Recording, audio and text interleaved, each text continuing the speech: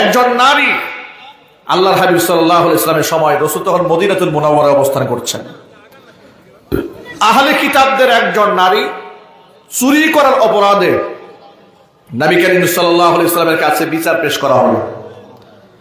দলিল প্রমাণ সাপেক্ষে আল্লাহর হাবিব সাল্লাল্লাহু আলাইহি ওয়াসাল্লাম সেই মেয়ের হাত কাটার নির্দেশ প্রদান করলেন। কারণ চুরি করলে হাত কেটে দিতে হবে, এই বিধানটা নাজিল করেছেন স্বয়ং আল্লাহ রাব্বুল আলামিন। কোরআন মাজিদের সূরা মাইদার মধ্যে আল্লাহ পাকের স্পষ্ট একটা ঘোষণা আছে। আল্লাহ রাব্বুল আলামিন বলেন, والسارق والسارقة فاقطعوا أيديهما جزاء بما كسبا نكالا من الله। চোর নারী হোক কিংবা পুরুষ হোক, যদি প্রমাণ মিলে যায়, ধরা পড়ে যায়, সাক্ষী প্রমাণ পাওয়া যায়, দুনিয়ার শাস্তি হিসেবে ওদের হাত কেটে দাও। এটা হচ্ছে দুনিয়ার এদের কর্মের শাস্তি। জাযাআন বিমা কাসাবা নাকালাম মিনাল্লাহ। এই শাস্তি মানুষ তৈরি করে দেয় নাই, এটা আল্লাহ পাক নিজে মানুষের জন্য নির্ধারণ করে দিয়েছেন। চুরি করলে হাত কেটে দেওয়ার বিধানটা কে দিয়েছেন একটু জোরে বলেন সকলে, আরো জোরে বলেন। আল্লাহ রাব্বুল আলামিন। ওয়াল্লাহু বিযাল্লামিল লিল আবিদ। বান্দাদের উপর আল্লাহ পাক জুলুম করেন নাই। হাত কাটার বিধান দিয়ে আল্লাহ রাব্বুল আলামিন গোটা সমাজ থেকে চুরি নামক ভয়াবহ অভিশাপ থেকে গোটা জাতিকে মুক্ত করতে চেয়েছেন। যদিও আমাদের সমাজে এই শাস্তি না থাকার কারণে আমাদের দেশে চুরি আছে না নাই? সবাই বলে না চুরি আছে না নাই? কিন্তু চুরির কি প্রকৃত শাস্তি আছে? শুধুমাত্র শাস্তি পায় কিছু শেষরা চোরেরা। শেষরা চোর কারা? জুতা চুরি করে, পকেট মারে, পাবলিক যদি ধরে একেবারে গণা ধুলাই দিয়ে সাইজ করে দেয়। আমার মনে আছে তখন আমি ঢাকাতে পড়াশোনা করি, জামিয়া রহমানিয়া আরাবিয়া মাদ্রাসায়। সেখানে যখন লেখাপড়া করে আসরের নামাজ পড়তে গেছি মসজিদে, এমন সময় জুতা চোর, হেরোইন খোর জুতা চুরি করেছে আর ধরা পড়েছে। পাবলিক এত পিটান পিটিয়েছে, সর্বশেষ এবার জামা কাপড় খুলে ফেলেছে, ল্যাংটা হয়ে গিয়েছে। সে মসজিদে পায়খানা পর্যন্ত করে দিয়েছে। ওই দৃশ্য আমার এখনো মনে আছে। সামান্য এক জোড়া স্যান্ডেল চুরি করার অপরাধে পাবলিক যে মাইকটা ওকে দিয়েছে, বাংলাদেশে শত শত কোটি টাকা যারা চুরি করে এর আধা পিটানি ওদেরকে দেওয়া হয় না। কথা বলতে হবে, ঠিক কিনা বলেন? যদি এই মাইকটা ওদেরকে দেওয়া হতো তাহলে এই দেশ, এই সমাজ আরো অনেক উন্নত হয়ে যেত। চিৎকার দিয়ে এখন আল্লাহু আকবার। তবে হ্যাঁ, আমাদের সমাজের মধ্যে বিচার আছে, দুর্বলের উপর সবলের বিচার। অন্যায় যদি গরিব মানুষ করে একেবারে আইন আদালত একে সোজা হয়ে দাঁড়ায় থাকে। আর যদি প্রভাব প্রতিপত্তিশীল কোনো ব্যক্তি খুনও করে, মনে হয় উনি একটা সামান্য একটা মশা মেরেছে আর কি, একটু দুষ্টুমি করেছে। কথা বলেন না, ঠিক কিনা বলেন? কিন্তু নবী করিম সাল্লাল্লাহু আলাইহি ওয়াসাল্লাম এমন শাসন ব্যবস্থা রেখে যান নাই। আল্লাহর নবীর কাছে যখন আহলে কিতাব ওই মহিলার পক্ষ থেকে এলাকার মানুষরা বলল, নবীজি সে তো একটা সম্ভ্রান্ত বংশের মহিলা, শয়তানের ধোঁকায় পড়ে চুরি করেছে, হাতটা না কেটে অন্ততপক্ষে হাতের একটা আঙ্গুল কেটে দেওয়া হয়, যেন অন্ততপক্ষে তার বংশের মান সম্মান ঠিক থাকে। আল্লাহর নবী তখন বলিষ্ঠ কণ্ঠে বললেন, লাউ আন্না বিনতা ফাতিমা, যদি আমার মেয়ে ফাতেমা, লাউ আন্না বিনতি ফাতিমা সারাকাত লাকাতাতু ইয়াদাহা, যদি আমার মেয়ে ফাতেমাও যদি চুরি করত আর যদি সে ধরা পড়ে যেত, আমি মুহাম্মদ সাল্লাল্লাহু আলাইহি সাল্লাম ফাতেমার হাতটাও কেচি দিয়ে কেটে দিতাম। কোন প্রকারের স্বজন প্রিয়তা ইসলামে নাই। আল্লাহু আকবার বলেন। শুধু কি তাই, তার উজ্জ্বল দৃষ্টান্ত স্থাপন করেছেন মুসলমানদের দ্বিতীয় খলিফা আমিরুল মুমিনিন খলিফাতুল মুসলিমিন হযরত উমর ফারুক রাদিয়াল্লাহু তাআলা আনহু। এমন শাসন ব্যবস্থা সমাজের মধ্যে তিনি কোরআন দিয়ে কায়েম করতে সক্ষম হয়েছিলেন। মদখোর মদ পান করতে সাহস পায় নাই, জেনাকারেরা জেনা করতে সাহস পায় নাই, নিজের ছেলে ওমর রাদিয়াল্লাহু তাআলা আনহুর নিজের কলিজার টুকরা ওর যার সন্তান মদ্যপান করেছিল, সে অপরাধে তার উপরে ৮০টা দুর্রা শরীয়তের বিধান অনুযায়ী মারার হুকুম হলো।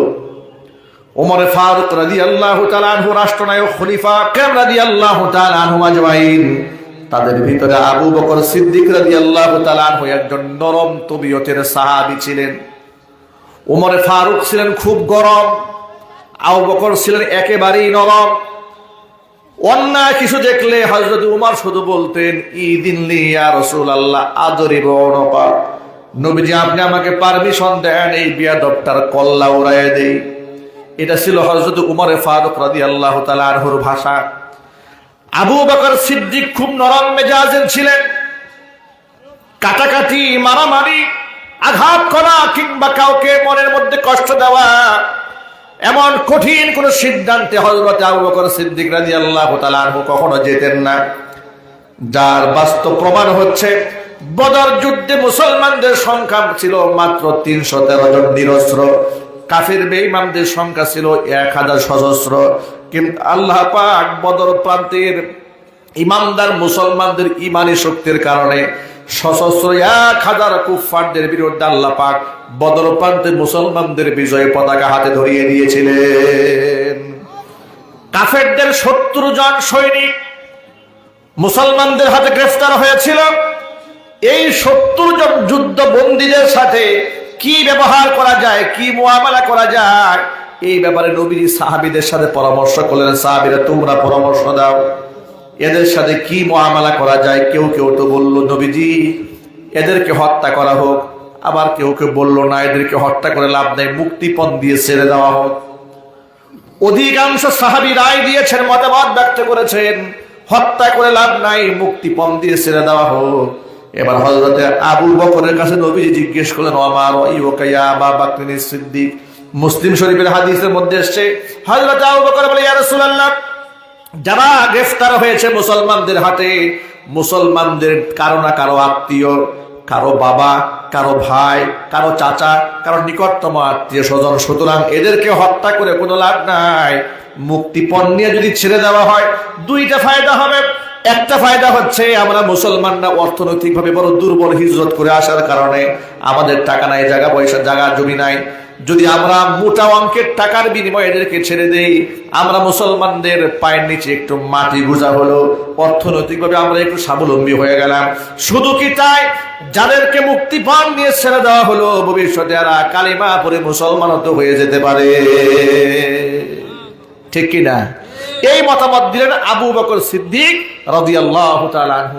সব শেষ ওমর ফারুক রাদিয়াল্লাহু তাআলা আনহুকে নবী জিজ্ঞেস করলেন ওমর রাইউকা ইয়া ওমর, ওমর তোমার মতামতটা একটু শোনাও আমাকে। ওমর ফারুক রাদিয়াল্লাহু তাআলা আনহু প্রথমেই বললেন ওয়াল্লাহি, আমি আল্লাহর কসম করে বলছি, মা আরা মা রাআ আবু বকর সিদ্দিক, আবু বকর যে মতামত ব্যক্ত করেছে আমি তার সাথে 100% দ্বিমত পোষণ করছি, আমি ওর সাথে একমত হতে পারি নাই। আবু বকর তো বলেছে যে এদেরকে ক্ষমা করে দেওয়া হোক, মুক্তিপণ দিয়ে বিদায় দেওয়া হোক, আর আমার সিদ্ধান্ত চূড়ান্ত। আমার মতামত যদি চান, আমার মতামত হচ্ছে মাত্র ৩১৩ জনের নিরস্ত্র কাফেলা মনে করে মুসলমানদেরকে চিরতরে নিঃশেষ করে দেওয়ার জন্য যারা বদর প্রান্তে সন্ত্রাসী হামলা চালিয়েছে আমাদের উপরে, তারা যদি আমার বাবাও হয়, আমার ভাইও হয়, এদেরকে মুক্তি দেওয়া হবে না, এদের প্রত্যেকের কল্লা উড়াইয়ে দেওয়া হবে। আমার মতামত হচ্ছে যাদের আত্মীয় স্বজন ধরা পড়েছে তাদের হাতে তলোয়ার উঠিয়ে দেওয়া হোক।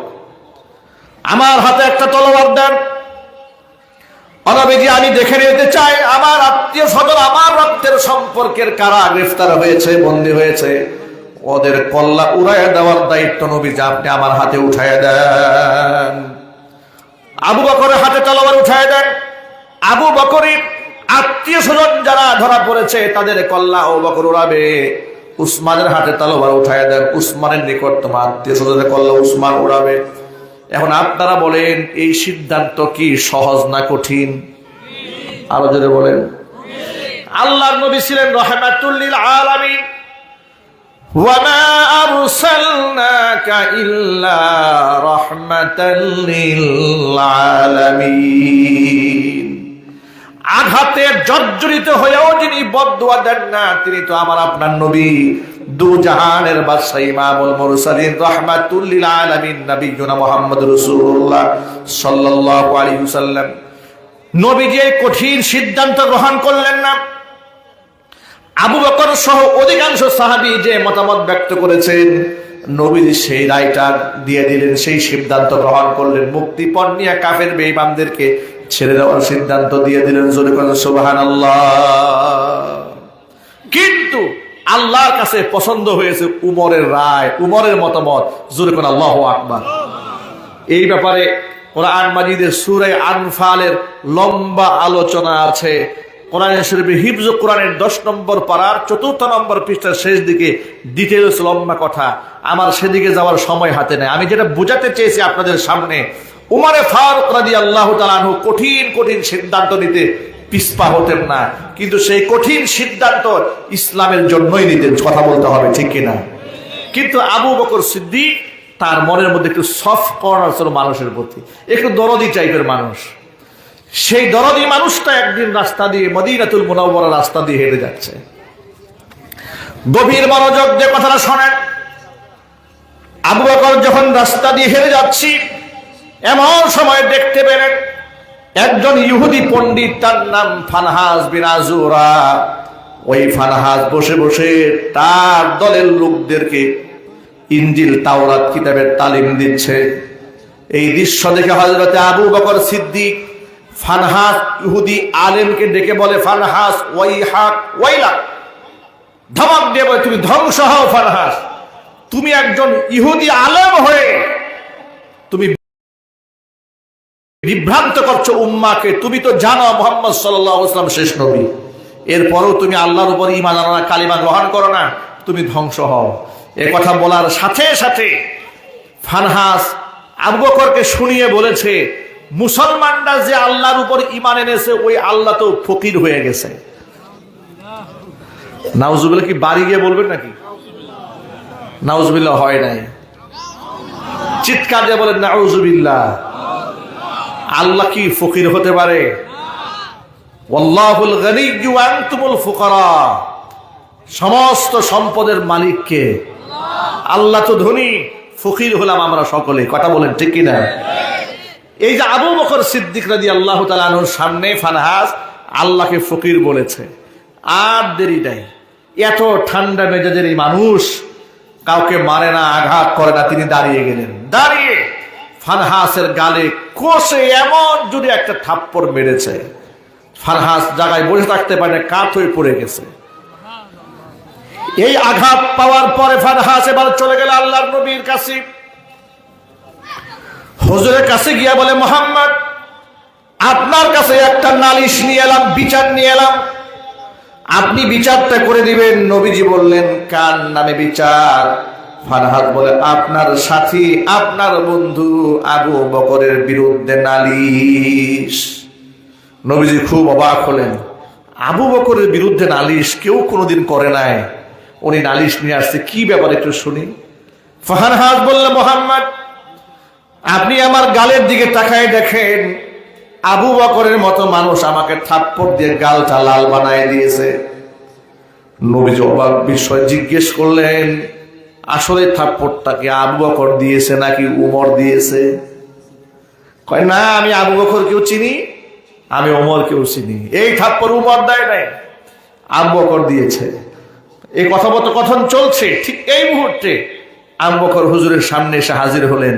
হাজির হয়ে বলছেন, ও আল্লাহর নবী, আপনি আমাকে আরেকটা পারমিশন দেন, আমি আরেকটা থাপ্পড় দিয়ে ওর বাম গালটা লাল বানাই দিই।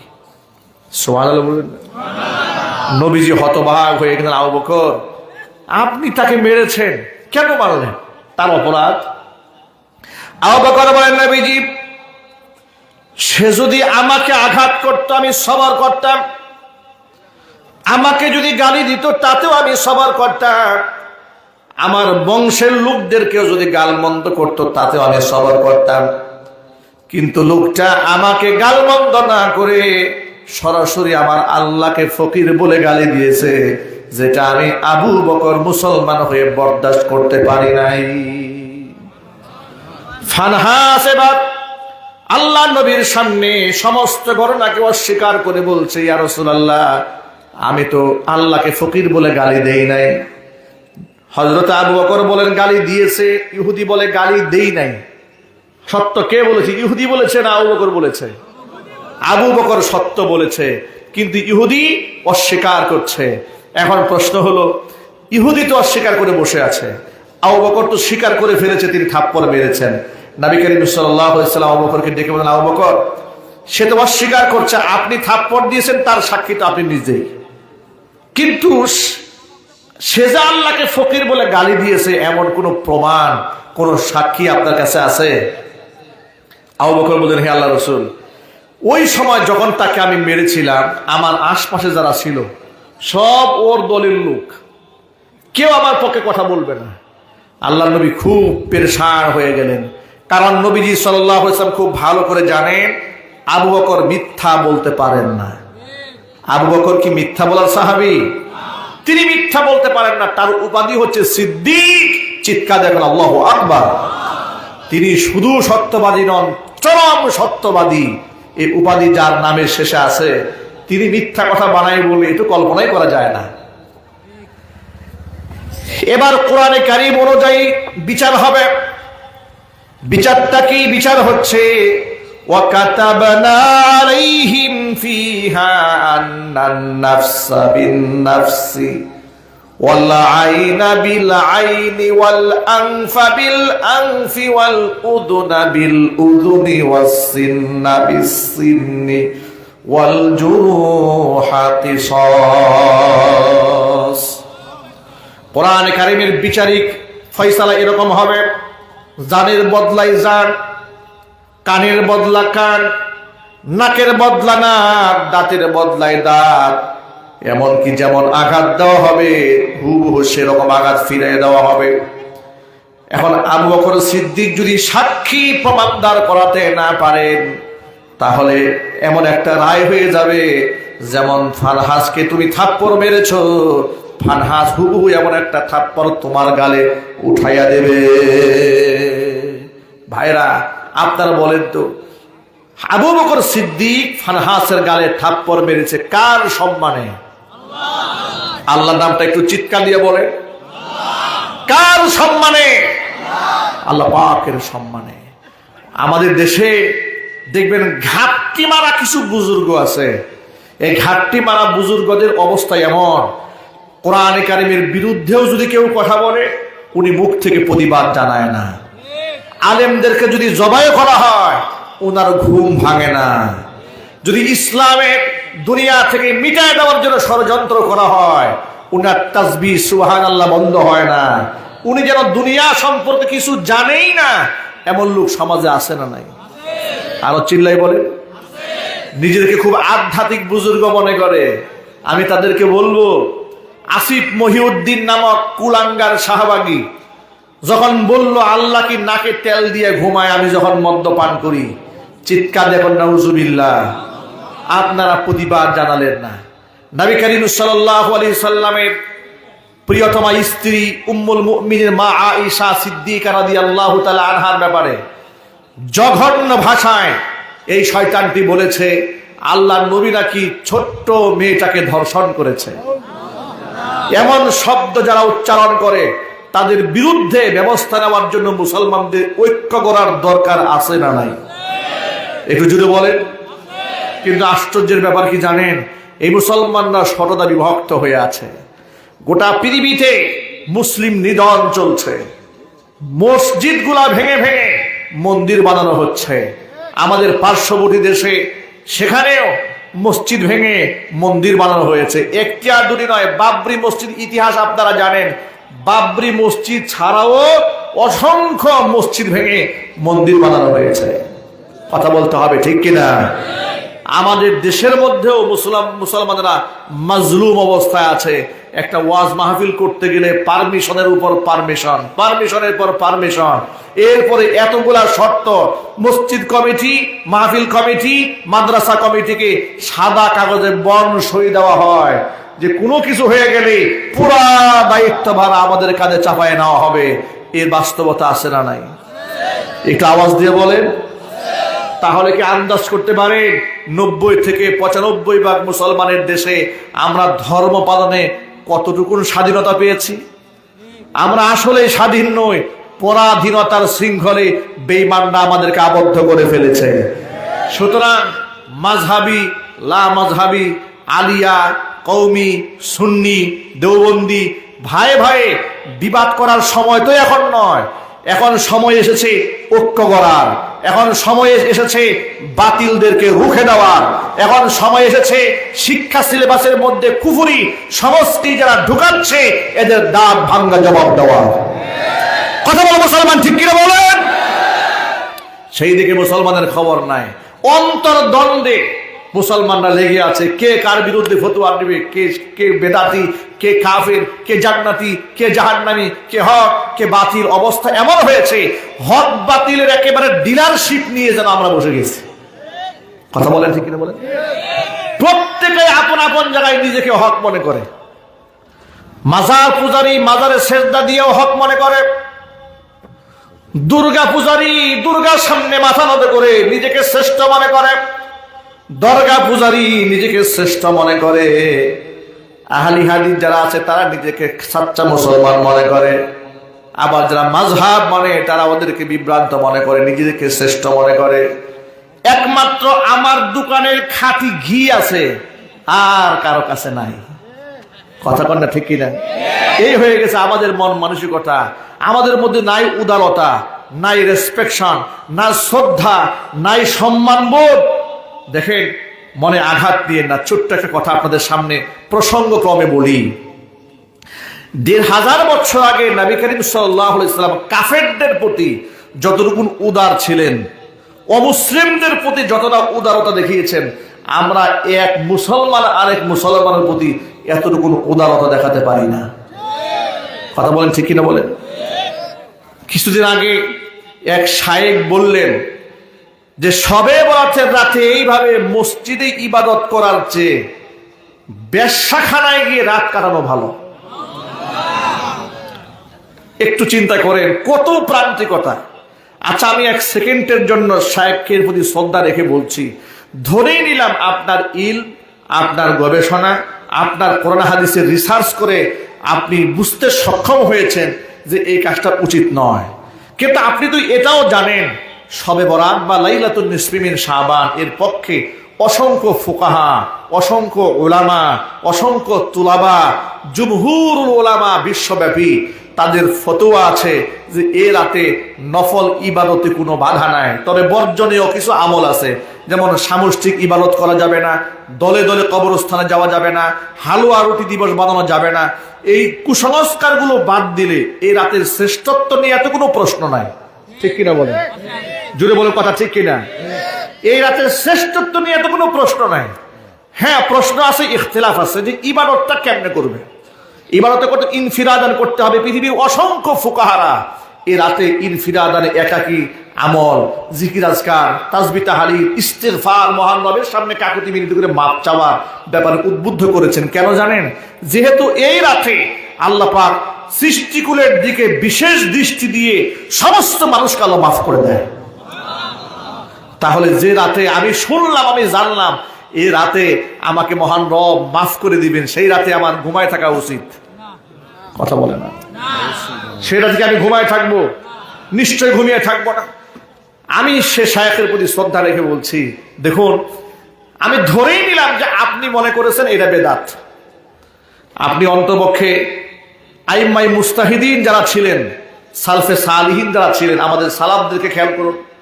সালাফরা কোনো মাসআলায় মতবিরোধ দেখা দিলে, ইখতিলাফ থাকলে কত শ্রদ্ধার সাথে অপরের খণ্ডন করেছেন, দলিল ভিত্তিক যৌক্তিকভাবে উপস্থাপন করে মানুষকে সতর্ক করেছেন, এবং অন্যের মতামতকে বর্ণনা করতে গিয়ে কখনো সীমা লঙ্ঘন করেন নাই। কথা বলতে হবে, ঠিক কিনা? আমরা যারা ফিকহে হানাফি অনুসরণ করি, হানাফি মাযহাবের ফিকহে যারা ফলো করি, আমরা যখন কিতাবগুলো পড়েছি, শারহু মাআনিল আসার, হিদায়া, নুরুল আনোয়ার, উসুলুল শাসি, এই সমস্ত ফিকহের কিতাব যখন আমরা পড়েছি, শারহুল বিকায়া যখন আমরা পড়েছি, হিদায়া 4 খণ্ড যখন আমরা পড়েছি, তখন আইম্মাই মুস্তাহিদিন ভিন্ন ভিন্ন ইমামদের মতামতকে খুব শ্রদ্ধা সহকারে উল্লেখ করা হয়েছে। তাদের দলিল উল্লেখ করা হয়েছে, তাদের আকলকে সম্মান দিয়ে বলা হয়েছে, উনি এই যুক্তির আলোকে, এই হাদিসের আলোকে এই মতামত ব্যক্ত করেছেন। সুবহানাল্লাহ বলেন। তবে আমি তারটা গ্রহণ করি নাই কেন? আমার কাছে এই হাদিসটা বেশি প্রাধান্য মনে হয়েছে। সুবহানাল্লাহ বলবেন না?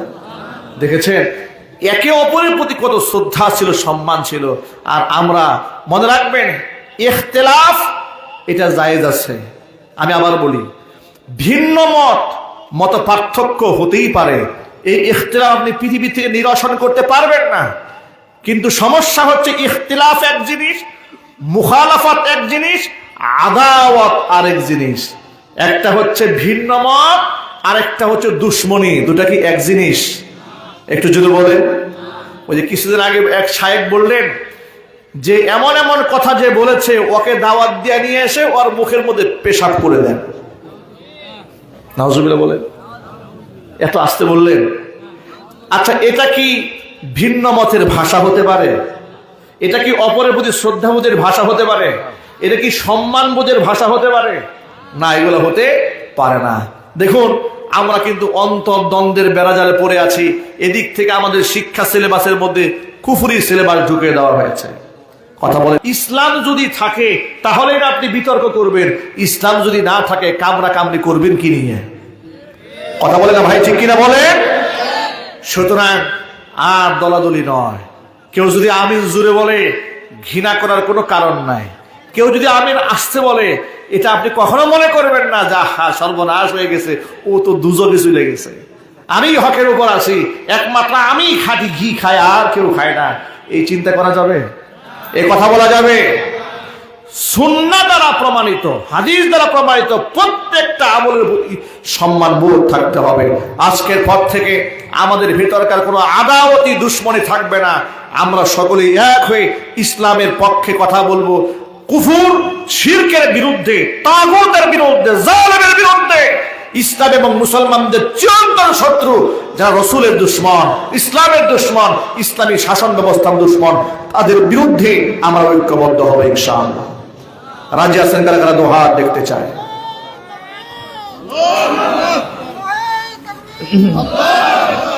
আল্লাহ পাক যেন কবুল করেন, জোরে বলেন আমিন। আবু বকর সিদ্দিক রাদিয়াল্লাহু তাআলা আনহুর মতো সাহাবী দাঁড়িয়ে থাকতে পারেন নাই, কষে ফানহাসের গালে থাপ্পড় মেরেছেন। নবী জিজ্ঞেস করলেন, আবু বকর কেন মারলেন? বলেন, ইয়া রাসূলুল্লাহ, আল্লাহকে গালি দিয়েছে জন্য পিটিয়েছি। ফানহাস অস্বীকার করে বলল, না, আমি আল্লাহরে গালি দেই নাই। এখন আল্লাহর নবী সাক্ষীর অপেক্ষায় আছেন। আবু বকর সাক্ষী দিতে পারলেন না।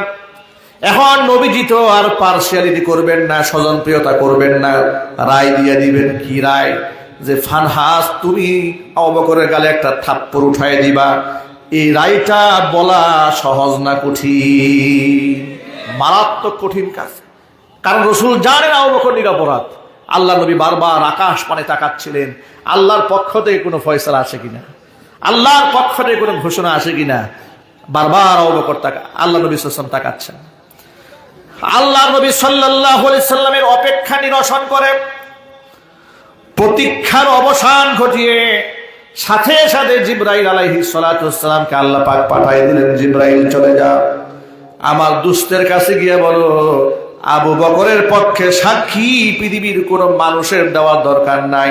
আবু বকরের পক্ষে সাক্ষী স্বয়ং আমি আল্লাহ নিজেই।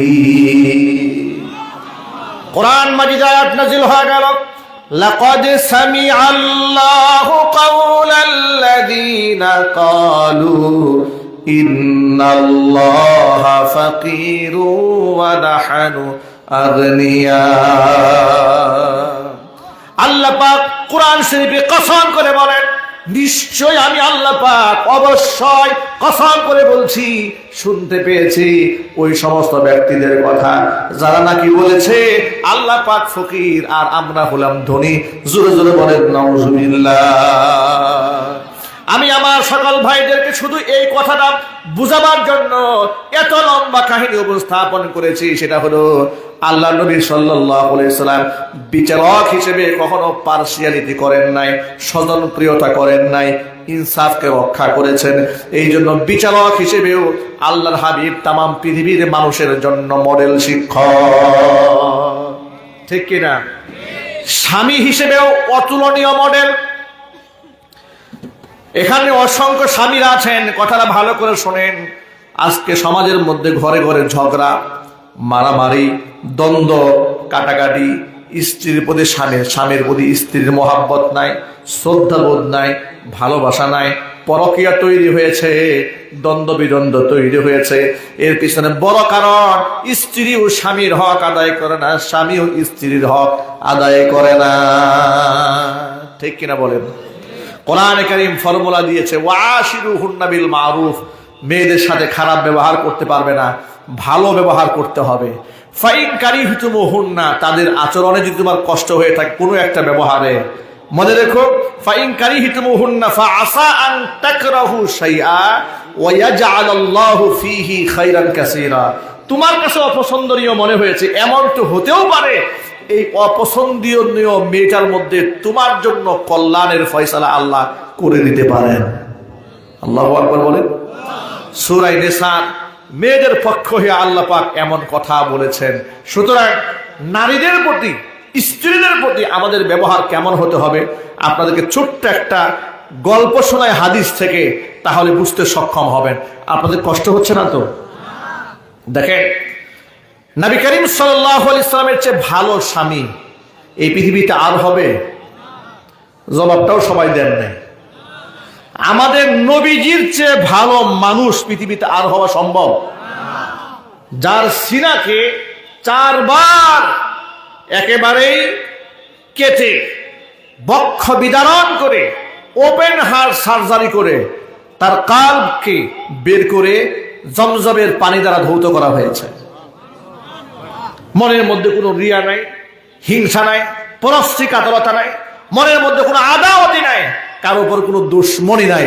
চিল্লায় বলেন আল্লাহু আকবার। সেই নবীজি সাল্লাল্লাহু আলাইহি সাল্লামের উপরেও তার স্ত্রীরা মাঝে মাঝে চটে গেছেন। আয়েশা রাদিয়াল্লাহু তাআলা আনহার ঘরে নবীজি বসে আছেন। যায়নাব রাদিয়াল্লাহু তাআলা আনহা রাসূলের আরেকজন স্ত্রী। যায়নাব ছোট্ট একটা পিয়ালার মধ্যে কিছু হাদিয়া আয়েশার ঘরে রাসূলের জন্য পাঠিয়ে দিয়েছে। হযরত আয়েশা রাদিয়াল্লাহু তাআলা আনহা যখন দেখলেন সতীনের ঘর থেকে খাবার আসছে আমার ঘরে, মেয়ে মানুষ তো, হাজার হলেও মেয়ে মানুষ তো, ব্যাস মেজাজ খারাপ হয়ে গেছে, খুব গাইরতে লাগছে।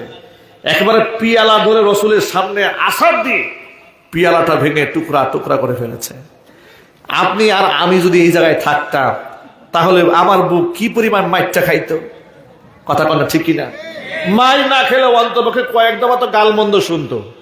আয়েশা রাদিয়াল্লাহু তাআলা আনহা বলেন, আমি যে এমন একটা আচরণ করলাম রাসূলের সামনে, তিনি আমাকে একটা ধমকও দিলেন না, বরং এমনকি যায়নাবকে জানতেও দেন নাই যে তোমার পাত্র সে ভেঙে ফেলেছে। হুবহু আর একটা পাত্র কিনে ধুয়ে মুছে সাফ করে যায়নাবের বাড়িতে রাসূল পাঠিয়ে দিয়েছে। সুবহানাল্লাহ বলবেন না? আমাদের মধ্যেও যেন দূরত্ব তৈরি না হয়, একের প্রতি একের যদি শ্রদ্ধাবোধের পরিবর্তে দুশ্মনী তৈরি না হয়, এটাকেও ট্যাকেল দিয়েছেন। আবার আমার মেজাজটাকেও নবী করিম সাল্লাল্লাহু আলাইহি ওয়াসাল্লাম বুঝতে সক্ষম হয়েছেন। সুতরাং প্রিয় ভাইয়েরা, এখান থেকে একটা বিরাট শিক্ষা রয়েছে আমাদের জন্য। সেই শিক্ষাটা কি? আমাদের স্ত্রীরা অনেক সময় তাদের গায়রতের কারণে, মেজাজের কারণে এক সময় অনাচার, দুরাচার, কথাবার্তা কিংবা আচার আচরণ ভিন্নতা করতেও পারে। তাই বলে তাকে গরুর মতো পিটানো, অমানুষের মতো টর্চার করা, গালমন্দ করা, 14 গোষ্ঠী উদ্ধার করা, এটা নবী করিম সাল্লাল্লাহু আলাইহি ওয়াসাল্লামের উম্মতের শান হতে পারে না। শুধুমাত্র দাড়ির মধ্যেই রাসূলের সুন্নাত শেষ হয় না। রাসূলিল্লাহি উসওয়াতুন হাসানাহ, আমার রাসূলের মধ্যে তোমাদের জন্য রয়েছে সর্বোত্তম আদর্শ। জোরে জোরে বলেন সুবহানাল্লাহ। ও যুবক ভাইরা আমার, সুতরাং স্ত্রীদের মেজাজের ব্যাপারে হাদিসের মধ্যে আমাদেরকে শেখানো হয়েছে। আল্লাহ নবী সাল্লাল্লাহু আলাইহি ওয়াসাল্লাম বলেছেন, ইন্নাল মারআতা খুলিকাত মিন দিলাইন। এই হাদিসটা ভালো করে মনে রাখেন। যারা স্বামী স্ত্রী সংসার করেন, এই হাদিসটা মনে রাখেন। গোটা জীবনের তরে এই হাদিসটা মাথায় জুড়ে থাকে, সংসারের মধ্যে আর অশান্তি তৈরি হবে না। একটা হাদিস বলবো, এই কথাটা মনে রাখবেন। এই কথাটা যদি আপনি মাথায় রাখতে পারেন আর ওই অনুযায়ী যদি আমল করতে পারেন, মৃত্যু পর্যন্ত আপনার সংসার কোনো অশান্তি হবে না। সুবহানাল্লাহ। সেই কথাটা বলবো আমি। নবী করিম সাল্লাল্লাহু আলাইহি ওয়াসাল্লাম বলেছেন, ইন্নাল মারআতা খুলিকাত মিন দিলাইন। হে পুরুষরা ভালো করে শোনো, রাসূল বলেন, ইন্নাল মারআতা খুলিকাত মিন দিলাইন। নারীদেরকে সৃষ্টি করা হয়েছে বাঁকা হাড় দিয়ে। কি দিয়ে? আদম আলাইহিস সালাতু ওয়াস সালামের বাম পাজরের বাঁকা হাড় দিয়ে তৈরি করা হয়েছে। সুতরাং সৃষ্টির উপাদান যার বাঁকা, মেজাজ তার সোজা হবে নাকি? মেজাজ কি হবে? একটু বাঁকাই হবে, জিলাপির মতো একদম। সুতরাং স্ত্রী সহজে কথা বুঝবে না, সুতরাং বেশি বুঝাইতে যাও না। আবার ইদা আকামতাহা কাসারতাহা, এটা বেশি সোজা করতে গেলে ভেঙে ফেলবে, মানে তালাক হয়ে যাবে, তুমি সংসার করতে পারবে না। ওয়া ইদা ইসতামতা'তা বিহা, আর যদি একে নিয়ে সুখের সংসার করতে মনে চায়, ইসতামতা'তা বিহা ওয়া ফিহা ইওয়াজুন, এর বক্রতাটাকে মেনে নিয়ে, মেজাজের বৈষম্যটাকে একেবারে হৃদয় থেকে গ্রহণ করে, ওর আচরণকে ওর ওজন মনে করে এর সাথে সুখের সংসার করো। চিল্লায় বলেন আল্লাহু আকবার। আচ্ছা, ধরেন যে আপনার স্ত্রী, আমার স্ত্রী কোনো একটা সময় উচ্চবাচ্য করেছে ধরেন, কিংবা একটা সহজ জিনিস দেখবেন সহজে বুঝবে না, এরকম হয় না অনেক সময়? কথা বলেন না? সহজ জিনিস সহজে বুঝবে না। আপনি 10-12 বছর সংসার করার পরে একদিন আপনার সাথে একটু গোটাগুটি হয়েছে, আপনাকে মুখের উপর বলে ফেলবে, 10 বছরে তোমার সংসারে সুখ কি জিনিস চোখে দেখি নাই। কথা বলেন ঠিকই না? আর একটা কমন কথা বলবে, সেই কমন কথা হলো, একমাত্র আমি দেখেই তোমার সংসারটা করছি। কথা বলেন ঠিকই না? এই কথাটা শুনে নাই এমন স্বামী পৃথিবীতে বিরল, যে এই ডায়লগটা শুনে নাই বউর কাছ থেকে। সবাই মোটামুটি শোনা শেষ, কি আলেম, কি ইমাম, কি খতিব, কি মুফতি, কি মুহাদ্দিস, সবাই বউর কাছ থেকে এই ডায়লগ শোনা শেষ, একমাত্র আমি দেখে আপনার সংসার করছি, কেউ করতো না। কথা বলতে হবে, ঠিক কিনা? আচ্ছা, এই ধরনের কথা যখন বলবে তখন আপনি মাথায় কি আনবেন জানেন? রাসূলের ওই হাদিসটা আনবেন। হুজুর তো বলে দিয়েছে, আল্লাহ ওরে বানাইছে এরকম করে। সুতরাং আপনি যদি স্বর্ণও দেন, এটাকে মাঝে মাঝে সে কাদা মনে করবে, এটাকে অমূল্যহীন মনে করবে। আপনি হীরা দিলেও মাঝে মাঝে এটা কাচের টুকরা মনে করে ভেঙেও ফেলতে পারে। আপনি তখন মাথায় রাসূলের হাদিসটা নিয়ে আসবেন যে না, এটা অসুবিধা নাই, আল্লাহ রাসূল তো বানিয়েছেন, আল্লাহকে বানিয়েছে বাঁকা করে। তাহলে আর ঝগড়া থাকবে? আপনার স্ত্রী যদি কখনো মেজাজ জায়গা, আপনি সাইলেন্ট হয়ে যাবেন, কোনো কথা বলবেন না। মান সমাতা না, যা কথা যত কম হবে ঝগড়া তত কম হবে। সুবহানাল্লাহ বলেন।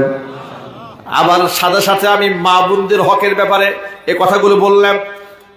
এবার পুরুষের হকের ব্যাপারে মা বোনদেরকে বলছি, মায়েরা, বোনেরা, একদিক থেকে পুরুষরা আপনাদের উপর সহনশীল আচরণ করবে, ভালো ব্যবহার করবে, আপনি বিরক্ত করলে সে সবর করবে। এটা যেমন আপনার হক আপনার স্বামীর উপরে, অনুরূপ ভাবে আপনার উপরে স্বামীর এত বেশি হক আছে। আল্লাহর হাবিব বলেন, লাউ কুনতু আমিরান আহাদান আইয়াসজুদা লিগাইরিল্লাহ, এই পৃথিবীতে আল্লাহ ছাড়া যদি মানুষকে সিজদা দেওয়ার পারমিশন দিতাম, লা আমারতুল মারআতা আন তাসজুদা লিজাওজিহা, তাহলে পৃথিবীর নারীদেরকে বলতাম তারা যেন স্বামীর পায়ে সিজদা দেয়। স্বামী একজন নারীর কাছে এতটা ইম্পর্টেন্ট, এমনকি স্বামী থাকা অবস্থায় স্ত্রীর কাছে, স্বামী জীবিত থাকা অবস্থায় স্ত্রীর বাবা, স্ত্রীর মা, স্ত্রীর আত্মীয় স্বজন যারা আছে, সকলের চাইতে একটা স্ত্রীর কাছে স্বামীর মর্যাদা আল্লাহ বেশি দিয়েছেন। জোরে জোরে বলেন সুবহানাল্লাহ। স্ত্রীর বাবা মা যদি বলে ডান দিকে যা, স্বামী যদি বলে না ডানে যাওয়া যাবে না, বাম দিকে যাও, স্ত্রীর দায়িত্ব হবে বাপ মার কথা প্রত্যাখ্যান করে স্বামীর কথা মান্য করে বাম দিকে চলা। এই দায়িত্ব আল্লাহ রাব্বুল আলামিন নারীদের উপরে অবধারিত করে দিয়েছেন। আল্লাহর নবী আরেকটু অ্যাডভান্স করে বলেছেন, ওয়া ইন্নাল মারআতা লা তুআদ্দি হাক্কা রাব্বিহা হাত্তা তুআদ্দি হাক্কা যাওজিহা। একটা স্ত্রী ততক্ষণ পর্যন্ত তার রবের হক পরিপূর্ণ আদায় করতে পারবে না যতক্ষণ না স্বামীর হক সে আদায় না করে। স্বামীর অধিকারের ব্যাপারে স্ত্রীদেরকে এত বেশি গুরুত্ব দেওয়া হয়েছে, কিন্তু আমাদের মা বোনেরা আজকালকে এগুলো কথাগুলো মানতে চান না। দেখবেন স্বামী সারাদিন পরিশ্রম করে ঘরের মধ্যে ঢুকেছে, উচিত ছিল হাসি মুখে স্বামীকে রিসিভ করা, তার ভালো মন্দ শোনা, তাকে একটু সেবা করা, একটু পানি এগিয়ে দেওয়া, একটু বাতাস করা। এটা না করে ঘরের দরজা খোলা মাত্র এমন ঝাড়ি দিছে। কয়বার ফোন দিয়েছে, আপনাকে ফোন রিসিভ করেন না? আছে না নাই? কথার আওয়াজ নাই, জয় বলেন আছে না নাই? এমন এক ধমক দিয়ে স্বামী বেচারা মনে মনে চিন্তা করে, বাহিরে ছিলাম আগেই তো ভালো ছিলাম, ঘরে আসলাম কোন দুঃখে। অথচ কোরআন বলে দিয়েছে যে লিতাসকুনু ইলাইহা, স্বামী স্ত্রীর বন্ধনটা আল্লাহ তৈরি করেছে একে অপরকে দেখা মাত্র দিলটা যেন ঠান্ডা হয়ে যায়। সুবহানাল্লাহ বলেন। মা বন্ধুকে বলছে, মায়েরা বোনেরা, হাদিস শরীফের মধ্যে আল্লাহ রাসূল বলেছেন, স্বামী যদি তার স্ত্রীকে এমন অবস্থায় ডাকে যে স্ত্রী রান্নাঘরে কাজরত আছে, সে যেন রান্নার কাজ ফেলে দিয়ে স্বামীর হুকুম পালন করে দৌড়ে স্বামীর সান্নিধ্যে চলে যায়, চিৎকার দিয়ে এখন আল্লাহু আকবার। ভাবা যায় কত গুরুত্ব দেওয়া হয়েছে। এমনকি আল্লাহ নবী এও বলেছেন, কোন স্ত্রী যদি এমন অবস্থায় মারা যায় যে স্ত্রীর উপর স্বামী সন্তুষ্ট, আল্লাহর জান্নাত তার জন্য ওয়াজিব হয়ে যায়। অনেক মেয়েদের অভিযোগ, হুজুর আমাদের স্বামীরা জালেম, আছে না নাই? আমি ওই সমস্ত মা বোনদেরকে বলছি, মায়েরা বোনেরা, আপনি সবর করেন। আপনার স্বামী কি ফেরাউনের চাইতে বড় জালেম? কথা বলেন না কেন? ফেরাউন তার স্ত্রী আসিয়ার উপর যে জুলুমটা করেছে, এই জুলুম তো পৃথিবীর কোন স্বামী তার স্ত্রীর উপর করে না, ঠিক কিনা বলেন?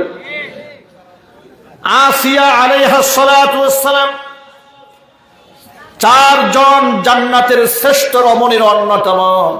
নবী করিম সাল্লাল্লাহু আলাইহি ওয়াসাল্লাম বলেছেন, জান্নাতে যত নারীরা ঢুকবে তাদের মধ্যে চারজন নারী উল্লেখযোগ্য। 1 number Khadijatul Kubra, 2 number Fatema, 3 number Mariam, 4 number Asiya. এই চারজন হচ্ছে বেহেশতের সর্বশ্রেষ্ঠ নারী। আল্লাহু আকবার। যুবকেরা কথাটা খুব মনোযোগ সহকারে শোনেন। এই বক্তব্যটা আমি মা বোনদেরকে লক্ষ্য করে বলছি, মায়েরা বোনেরা খুব মনোযোগ সহকারে শুনবেন। আমার বক্তব্য মা বোন শুনতে পাচ্ছে না? মা বোনদেরকে স্মরণ করে দিই, মায়েরা বোনেরা শোনেন। আসিয়া আলাইহাস সালাতু ওয়াসসালাম এমন একজন ধৈর্যশীলা রমণী, আল্লাহর কাছে এত মাহবুব পেয়ারা। ফেরাউন যখন দাবি করলো সে রব, সে খোদা, জোরে কর নাউজুবিল্লাহ, সে যখন ঘোষণা দিয়ে দিল কোরআনের ভাষায়, আনা রাব্বুকুমুল আ'লা, আমি হচ্ছে তোদের বড় রব, সবাই তার উপর ঈমান আনলো। মিশরের অসংখ্য লোকেরা ফেরাউনের প্রতি ঈমান এনেছে, আসিয়া তার উপর ঈমান আনে না। ফেরাউন মনের মধ্যে আঘাত নিয়ে, কষ্ট নিয়ে একদিন আসিয়াকে দেখে বলে, আসিয়া আমার কথায় নীল নদের পানি আসে, নাউজুবিল্লাহ পড়েন, আমার কথা এত মানুষ শুনে, মিশরের মানুষগুলো আমার পায়ে সিজদা দেয়, আমাকে রব মানে খোদা মানে, আমার এর চেয়ে বড় দুঃখ আর কি হতে পারে? তুমি আমার বিবি হয়ে আমাকে রব মানো না। আসিয়া আলাইহিস সালাতু ওয়াসসালাম জবাব দিয়ে বলে, প্রাণের স্বামী আমার, আপনি তো আমার স্বামী, আপনাকে আমার চাইতে ভালো পৃথিবীর কে চেনে? আপনি যে কত নাম্বারের খোদা পৃথিবীর কেউ না জানলেও আমি আসিয়া তো জানি। কথা বলেন। আচ্ছা, একটা স্ত্রী কি স্বামীর কেরামতি জানে না? স্বামী যে কত বড় পীর আর কত বড় অলি, কত বড় দরবেশ, সেই খবর বউর কাছে নাই? আসিয়া আলাইহিস সালাতু ওয়াসসালাম বললেন, স্বামী হিসেবে আপনাকে আমার অনেক অসংখ্য শ্রদ্ধা করি, ভালোবাসি, মূল্যায়ন করি, কি রব তো আপনাকে মানার কোনো প্রশ্নই আসে না। আমি রব মানি মূসা যাকে রব মানে। আল্লাহু আকবার বলে।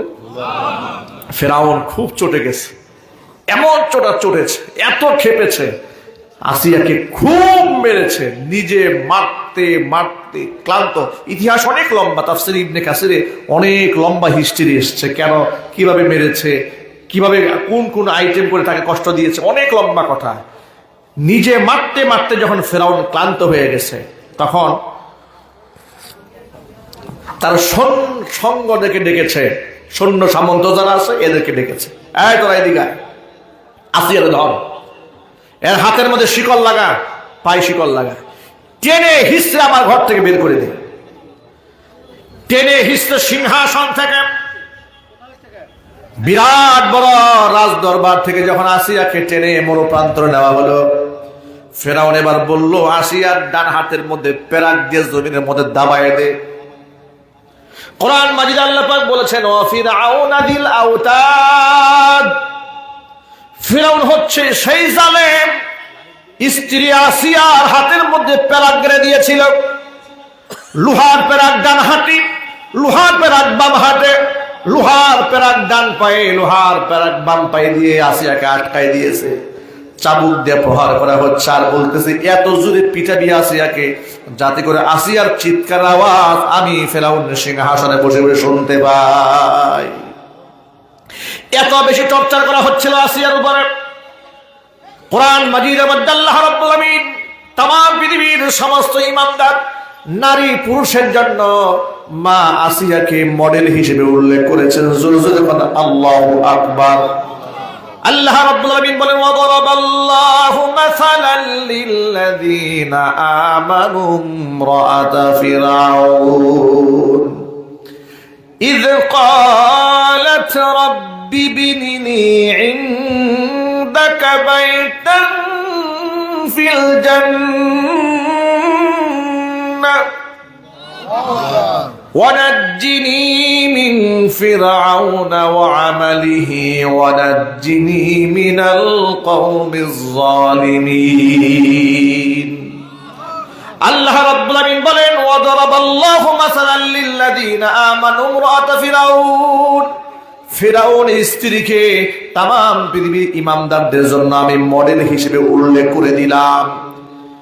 যখন নির্যাতনে অতিষ্ঠ হয়ে আসিয়া আমাকে ডেকে বলেছিল ইয ক্বালাত রব্বি বিনিলি ইনদাকা বাইতান ফিল জান্নাহ, আমার রব দুনিয়াতে ফিরআউনের সিংহাসনে রাজ দরবার থেকে আমি সন্তুষ্ট নই, ওদের নির্যাতনে হয়তো আমি শহীদ হয়ে যাব। রব্বুল আমিন তোমার কাছে আমার একটা ছোট্ট তামান্না আরজি, রব্বি বিনিলি ইনদাকা বাইতান ফিল জান্নাহ, আল্লাহ তাআলা জান্নাতের ভিতরে তুমি যেখানে আছো তোমার পাশাপাশি আমি আসিয়ার জন্য একখানা ঘর বানিয়ে দাও। ওয়ানাজ্জিনি মিন ফিরআউন, ফিরআউন থেকে আল্লাহ তুমি আমাকে রেহাই দাও। ওয়ানাজ্জিনি মিনাল কওমিজ যালিমিন, জালিম সম্প্রদায়ের হাত থেকে আল্লাহ তুমি আমাকে। জিবরাইল যা, তিনি জান্নাতের নাজ নিয়ামত দেখে দেখে হাসতে শুরু করে দিলেন, চিল্লায় কোন আল্লাহু আকবার। तमाम ফিরআউন গোষ্ঠীরা মনে করেছে নির্যাতনে অতিষ্ঠ হয়ে আসিয়া বোধহয় পাগল হয়ে গেছে।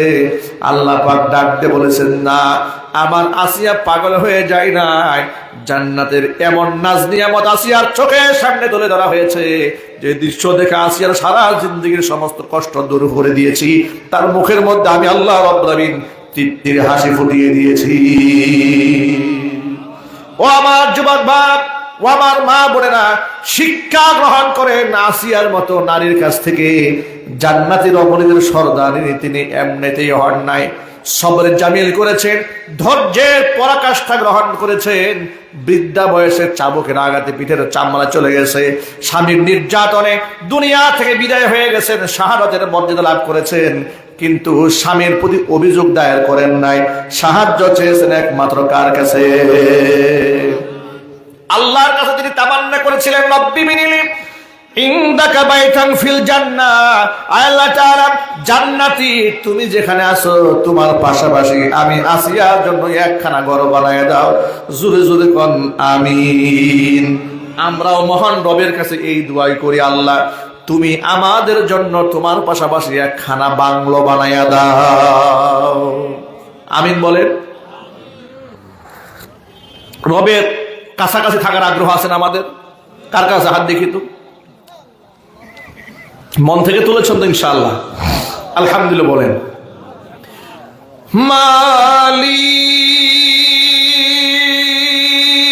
তুমি জান্নাতে তোমার পাশে আমায় একটা ঘর বানিয়ে দিও, একটি ঘর বানিয়ে দিও। মালিক তুমি জান্নাতে তোমার পাশে আমায় একটি ঘর বানিয়ে দিও, একটি ঘর বানিয়ে দিও। সে বিভীষিকাময় মহাদিনে, সে বিভীষিকাময় মহাদিনে তোমার প্রতিবেশী করে নিও। মালিক তুমি জান্নাতে তোমার কাছে আমায় একটি ঘর বানিয়ে দিও, একটি ঘর বানিয়ে দিও। যেদিন কেহ আসবে না কারো কোনো কাজেই, যেদিন পাপী পাপের বোঝায় মরবে লাজেই, যেদিন কেহ আসবে না কারো কোনো কাজেই, যেদিন পাপী পাপের বোঝায় মরবে লাজেই। পুল সিরাত পার হতে গিয়ে পিছলে যাবে কত পথিক, আবার কেহ পুণ্য নিয়ে পার হয়ে যাবে ঠিক ঠিক। পুল সিরাত পার হতে গিয়ে পিছলে যাবে কত পথিক, আবার কেহ পুণ্য নিয়ে পার হয়ে যাবে ঠিক ঠিক। সে মহাদিনের মহাক্ষণে, সে মহাদিনের মহাক্ষণে পার করে তুমি দিও। মালিক তুমি জান্নাতে তোমার কাছে আমায় একটি ঘর বানিয়ে দিও, একটি ঘর বানিয়ে দিও, একটি ঘর বানিয়ে দিও। সকলেই বলেন আল্লাহুম্মা আমিন। মা আসিয়া যে দোয়াটি করেছিলেন আমাদের সেই দোয়া, হে আল্লাহ তোমার পাশে আমাদেরকে একটাখানা ঘর বানায় দাও। হুজুর বলেন আমিন। প্রিয় ভাইরা, আমি এই জন্য নসিহত করছি আমার ভাইদেরকে, নসিহত করছি মা বোনদেরকে, আমরা যদি উভয়ের হকের ব্যাপারে যত্নবান হতে পারি আমাদের ফ্যামিলিতে কোনো অশান্তি থাকবে না, ঠিক কিনা? এই জন্য ইসলামিক মাসআলা মাসাইল, বিধিবিধান, আহকামাত, একে অপরের হক কতটুকু আছে জানার দরকার আছে না নাই? সীমা লঙ্ঘন কেন হয়? না জানার কারণে হয়। স্বামীও জানে না স্ত্রীর হক কতটুকু, স্ত্রীও জানে না স্বামীর হক কতটুকু। না জানার কারণে বৈষম্য তৈরি হচ্ছে, ফাটল তৈরি হচ্ছে, মারামারি হচ্ছে, ডিভোর্স হয়ে যাচ্ছে, তালাকের সংখ্যা দিন দিন বাড়ছে। সুতরাং আজকে কোরআনে কারিমের এই ময়দান থেকে সংক্ষিপ্ত পরিসরে আমরা যে আলোচনা করেছি, আমি এই সবকটা আপনাদেরকে নিশ্চয় দিতে সক্ষম হয়েছি যে আমরা যদি উভয়ের প্রতি দায়িত্বশীল হই, ইনশাআল্লাহ এই দুনিয়ার মধ্যে আল্লাহ পাক সুখ এবং সমৃদ্ধশীল একটি জীবন আল্লাহ আমাদের উপহার দেবেন। আমরা যারা পুরুষরা আছি মা বোনদের হক আদায় করতে পারবো না ইনশাআল্লাহ? বলেন ইনশাআল্লাহ। অনুরূপভাবে আল্লাহ রাব্বুল আলামিন যেন আমার মা বোনদেরকেও যথাযথ হক আদায়ের তৌফিক দান করেন। সকলেই চিৎকার দিয়ে কোন আমিন। রাত অনেক গভীর হয়েছে, ইস্তিগফার করেন। আস্তাগফিরুল্লাহ রাব্বি মিন কুল্লি যামবি ওয়া আতুবু ইলাইহি ওয়ালা হাওলা ওয়ালা কুওয়াতা ইল্লা বিল্লাহিল আলিয়্যিল আযীম। আল্লাহুম্মা সাল্লি আলা মুহাম্মাদ ওয়া আলা আলি মুহাম্মাদ কামা সাল্লাইতা আলা ইব্রাহিম ওয়া আলা আলি ইব্রাহিম ইন্নাকা হামিদুম মাজিদ। আল্লাহুম্মা বারিক আলা মুহাম্মাদ ওয়া আলা আলি মুহাম্মাদ কামা বারাকতা আলা ইব্রাহিম ওয়া আলা আলি ইব্রাহিম ইন্নাকা হামিদুম মাজিদ। ভাইরা, এতক্ষণ লম্বা সময় বসে বয়ান শুনলেন, দোয়া না করে এভাবে চলে যাচ্ছেন। অন্ততপক্ষে দোয়া না করে যেভাবে আপনারা দাঁড়ালেন, মেহেরবানি করে জায়গায় বসে পড়েন। আমাদের মারহুম আত্মীয় স্বজন যারা কবরে শুয়ে আছেন, তারা কি আমাদের দোয়ার হক রাখে না ভাই? কথা বলেন। যারা দুনিয়া থেকে বিদায় হয়ে গেছেন, তারা কি আমাদের দোয়ার হক রাখে না? তারা আমার দোয়া যদি হক রেখে থাকে, তাহলে তাদের জন্য আল্লাহর কাছে মাগফিরাত কামনা না করে কোরআনের ময়দান থেকে একটা মানুষ আমরা উঠবো না। বলি ইনশাআল্লাহ। যদি আমরা আমাদের মারহুম আত্মীয় স্বজনকে কবরে রেখে এভাবে উঠে যায়, আমরাও যখন দুনিয়া থেকে চলে যাব, ঠিক আমাদের আত্মীয় স্বজনরা এভাবে আমাদেরকে ফেলে চলে যাবে, আমাদের জন্য কেউ দোয়া করবে না। ঠিক কিনা ভাই? মেহেরবানি করে বসে পড়েন। আল্লাহ রাব্বুল আলামিন যারা আমাদেরকে যে কথাগুলো বলেছে, সবার আগে আল্লাহ তাআলা আমাকে, এরপর আমার ভাইদেরকে, এরপর আমার মা বোনদেরকে, সকলকে কথাগুলো আমল করার তৌফিক দান করেন। জোরে বলেন আমিন। একটা হাদিস বলে আমি আমার বক্তব্যের শেষ প্রান্তে চলে যাচ্ছি। আল্লাহ নবী সাল্লাল্লাহু আলাইহি ওয়াসাল্লাম একদিন রাস্তা দিয়ে হেঁটে যাচ্ছিলেন, এমন সময় অসংখ্য মেয়েদেরকে একটা জায়গায় দাঁড়াতে দেখলেন। আল্লাহর নবী মহিলাদেরকে ডেকে বলেন, ইয়া মাশারান নিসা, ও মহিলারা, তাসাদদাকনা, তোমরা বেশি বেশি আল্লাহর পরে দান করো। মহিলারা আল্লাহর পরে দান করো। ফাইন্নী উরিতুকুন্না আকসারা আহলিন নার, কারণ আমাকে দেখানো হয়েছে জাহান্নামের অধিকাংশ বাসিন্দা এই জমিনের নারীরা। উপস্থিত মহিলারা জানতে চাইলেন, ইয়া রাসূলুল্লাহ, জাহান্নামের অধিকাংশ নারী জাহান্নামী কেন হলো? কোন অপরাধে? নবীজি সাল্লাল্লাহু আলাইহি সাল্লাম বললেন, দুইটা বড় পাপের কারণে অধিকাংশ নারী জাহান্নামে যাবে। কয়টা পাপ? জোরে বলেন। এক নাম্বার পাপ হচ্ছে লিতাকফুরনাল আশীর, অধিক হারে স্বামীর নাফরমানি করার কারণে দুনিয়ার অধিকাংশ নারীরা জাহান্নামে যাবে। দুই নাম্বার কারণ হচ্ছে ওয়াতাকসুরনাল লানা, বেশি বেশি মানুষের উপর লানত দেওয়ার অপরাধে নারীরা জাহান্নামে যাবে। নারীদের একটা বদ অভ্যাস আছে, কথায় কথায় মানুষকে অভিশাপ দিয়ে বসে থাকে। এমনকি স্বামীকে অভিশাপ দেয়, ছেলে মেয়ে একটু দুষ্টামি করলে তুই মরতে পারিস না, আছে না নাই?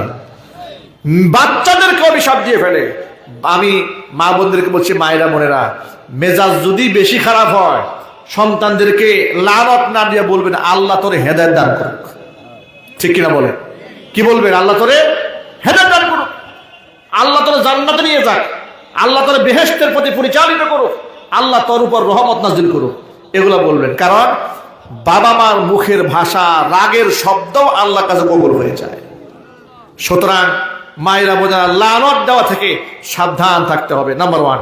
দুই নম্বর, তাকফুরনাল আশীর, কথায় কথায় স্বামীর নাফরমানি করা, অকৃতজ্ঞতা আদায় করা।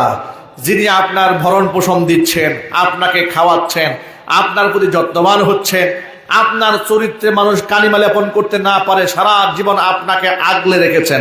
ঠিক কিনা বলেন? স্বামীর গুরুত্ব এর চেয়ে কম হতে পারে না? হতে পারে না।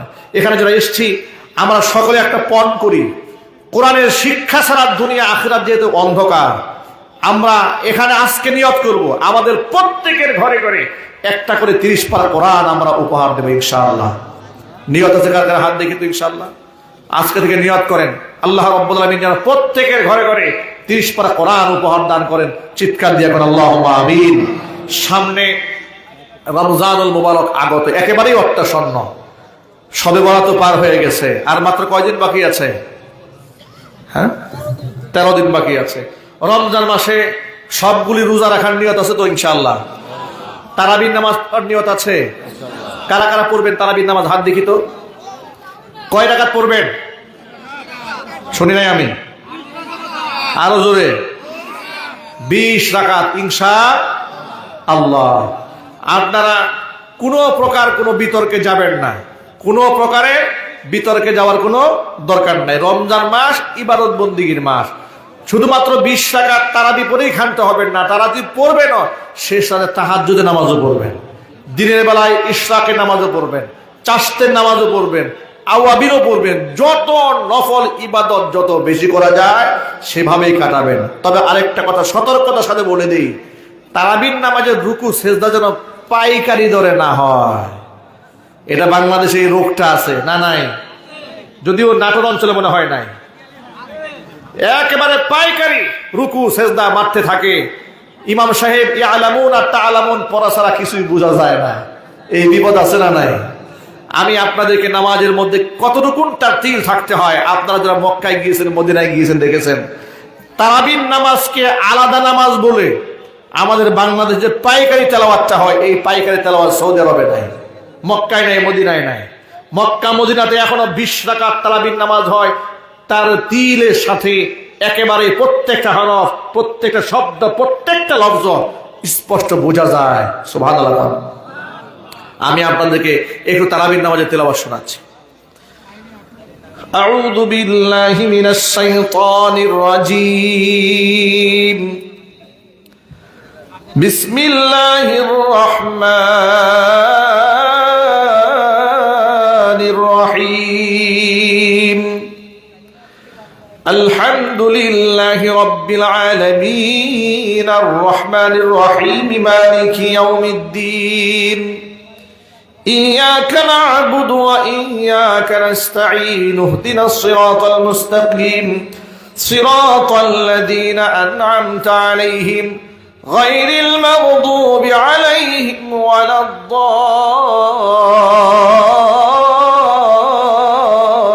الضالين. بسم الله الرحمن الرحيم. يريدون أن يطفئوا نور الله بأفواههم ويأبى الله إلا أن يتم نوره ولو كره الكافرون. هو الذي أرسل رسوله بالهدى ودين الحق ليظهره على الدين كله ولو كره المشركون. يا أيها الذين آمنوا إن كثيرا من الأحبار والرهبان ليأكلون أموال الناس بالباطل ويصدون عن سبيل الله والذين يكنزون الذهب والفضة ولا ينفقونها في سبيل الله فبشرهم بعذاب أليم. يوم يحمى عليها في نار جهنم فتكوى بها جباههم وجنوبهم وظهورهم هذا ما كنزتم لأنفسكم فذوقوا ما كنتم تكنزون. صدق الله العلي العظيم. নামাজের মধ্যে তার তিলের সাথে পুরা 30 পারা কোরআন আল্লাহ পাক আমাদেরকে খতম করার শোনার তৌফিক দান করেন। জোরে বলেন আল্লাহুম্মা আমিন। ইস্তিগফার ওয়া আস্তাগফিরুল্লাহ রাব্বি মিন কুল্লি যামবি ওয়া আতুবু ইলাইহি ওয়া লা হাওলা ওয়া লা কুওয়াতা ইল্লা বিল্লাহিল আলিয়্যিল আযীম। এখানে আমাদের নিকট হতে ব্যবসায়ীরা জোর করে মন প্রতি 1 কেজি করে ডলন নাকি ঢলন বেশি লয়ে থাকে। ইহা কি জায়েজ? ইহার সওয়াব কি আমরা পরকালে পাইব? ঢোলন কি ভাই? মানে 40 কেজি মন 42 কেজি নিচ্ছে, 42 কেজিতে মন নিচ্ছে। কিসে নাই? যে কোনো ধান, পেঁয়াজ, ধান, গম, ভুট্টা। ও আচ্ছা আচ্ছা, লোকালি মার্কেট মানে বাজারে 40 কেজিতে মন, সেখানে 42 কেজি 42 কেজিতে নিচ্ছে। মন নিচ্ছে। আচ্ছা আচ্ছা, এটা কি আমাদের জন্য পরকালে সওয়াব পাবো কিনা? হ্যাঁ, এখানে একটা মাসআলা দেওয়া হয়েছে। আসলে আমি পরিভাষাটা বুঝতে না পারার কারণে কষ্ট হয়েছে, এখন বুঝতে পেরেছি। মানে সাধারণত তো 40 কেজিতে মন হয়, সেখানে 42 কেজিতে মন ধরা হচ্ছে নাকি? দেখেন, সামাজিকভাবে যদি আপনারা সবাই মিলে এটা স্বীকৃতি দিয়ে দেন যে আমাদের সমাজের সিস্টেমটা এটা, যে 2 কেজি বেশি দিয়ে আমরা মন ধরি, যেহেতু শরীয়তে 40 কেজি দিয়ে মন হয়, এটা শরীয়তের নীতিমালা না, এই নীতিমালা তো মানুষ তৈরি করেছে। এখন সেই মানুষ যদি 42-এ মন বানায় অসুবিধা নাই, 45-এ মন বানায়, এটা সামাজিক অবস্থানটা কি? হ্যাঁ, ঝামেলা হবে কোন জায়গায়, যা আপনাকে বলেছে 40-এ মন নিচ্ছে, কিন্তু গোপনে সে 2 কেজি বাড়াই নিচ্ছে, ঠিক কিনা? এটা হলো প্রতারণা। 2 নাম্বার, আপনি দিতে চান নাই 40-এর মনের উপরে, ও জোর করে নেবে, যদি আপনার সম্মতি না থাকে আপনি তার সাথে বিক্রি করবেন না, ব্যবসায় যাবেন না, কিন্তু আপনাকে আমার সম্পদ জোর করে নেওয়ার হক তো কারণ নাই, ঠিক কিনা? যিনি নেবেন তিনি আপনার কাছে জেনে শুনেই নেবেন, জোর করে নিলে গুনাহগার হবেন। মহিলাদের কত বড় চুল রাখা শরঈ বিধান, যদি কেটে ছোট করে রাখে তাতে কি গুনাহ হবে? দয়া করে জানাবেন। মা বোনদের চুলের শরঈ কোনো নির্ধারিত পরিমাণ নাই, আল্লাহ পাক তাকে যতটুকুন চুল দিয়েছেন তিনি সাজিয়ে গুছিয়ে ততটুকুন চুল রাখবেন। চুলের সৌন্দর্যতা বৃদ্ধির জন্য আগা কেটে যদি সমান করে রাখে, এটা অপরাধ বা দূষণীয় কিছু নয়।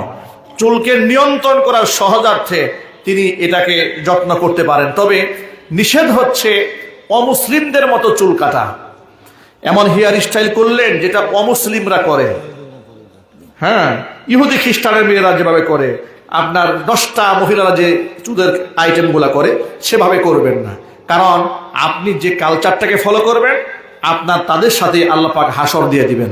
সুতরাং আল্লাহ রাব্বুল আমিন যেন আমার মা বোনদেরকে কথাগুলো যত্ন সহকারে বোঝার তৌফিক দান করেন।